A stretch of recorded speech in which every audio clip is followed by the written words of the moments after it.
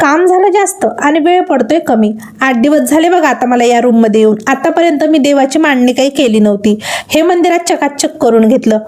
मंदिर आहे ना, आमच्या शेजारच्या संगीताताईकडून मी दिवाळीच्या धनत्रयोदशीच्या दिवशी घेतलं होतं. खूप सुंदर दिसतं बघा पूजा वगैरे केल्याच्या नंतर. आज अलमारी वगैरे दुपारी आवरून घेतली आणि थोडासा चिल्लर पसारा होता तोही आवरून घेतला. संध्याकाळी कामाला गेली होती तर येता येता मी दुकानातून किराणा घेऊन आले. माझ्याकडे 100 रुपये असू द्या, 200 रुपये असू द्या, जेवढे पैसे असले ना तेवढ्याच दुकानातून मी लागेल तसा किराणा घेऊन येत असते. उधारी काही कुठं करत नाही. उधारी केली ना की मग खूप सारे पैसे आपल्या अंगावर होतात आणि मग ते द्यायला सुद्धा भारी जातात. त्याच्यानंतर मी दुसऱ्या दिवशी स्वयंपाकाला गेली होती. तिथे मी वांग्याचं भरीत आणि वरण भात केला. आता मी माझ्या घरच्याच जास्त क्लिप व्हिडिओ शूट करून तुमच्यासोबत शेअर करत असते, पण आज थोडीशी क्लिप घेतली आणि ती शेअर केली.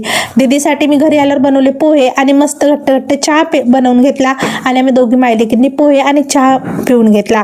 त्याच्यानंतर संध्याकाळी बनवले आता ब्रेड पकोडे. कसा वाटला व्हिडिओ कमेंट बॉक्समध्ये